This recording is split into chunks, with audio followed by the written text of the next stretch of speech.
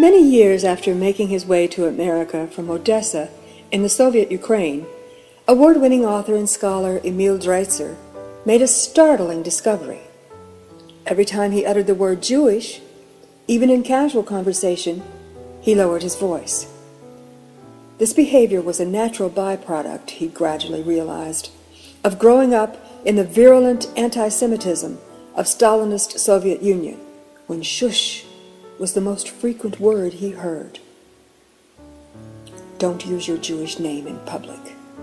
Don't speak a word of Yiddish. Don't cry over your murdered relatives.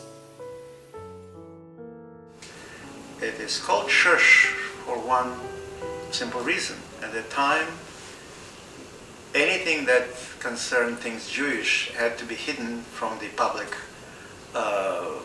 scene, and therefore if you pronounce a word in Yiddish or you try to talk about some matters that pertaining to Jewish culture, my parents would tell me, shush, don't say a word about it.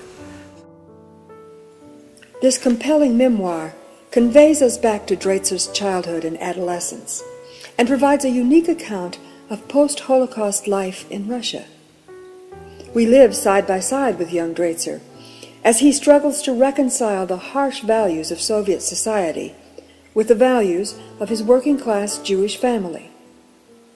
Despite the waves of anti-Jewish campaigns which swept over the country and climaxed in the infamous doctor's plot, we feel the Draitzers' loving family life, lively, evocative, and rich with humor.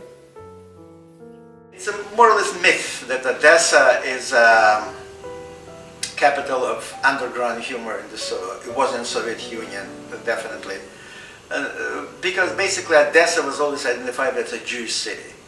And sometimes euphemism would be, oh, he's an Odessan, means he's Jewish. That's what it meant.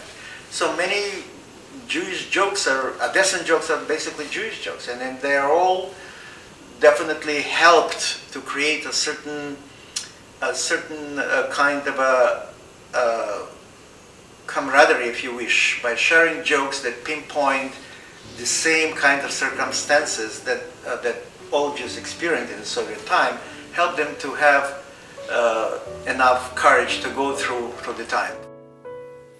This intimate and unforgettable story ends with the death of Stalin, and coupled with anecdotes about the author's ancestors, presents a sweeping panorama of 2 centuries of Jewish history in Russia.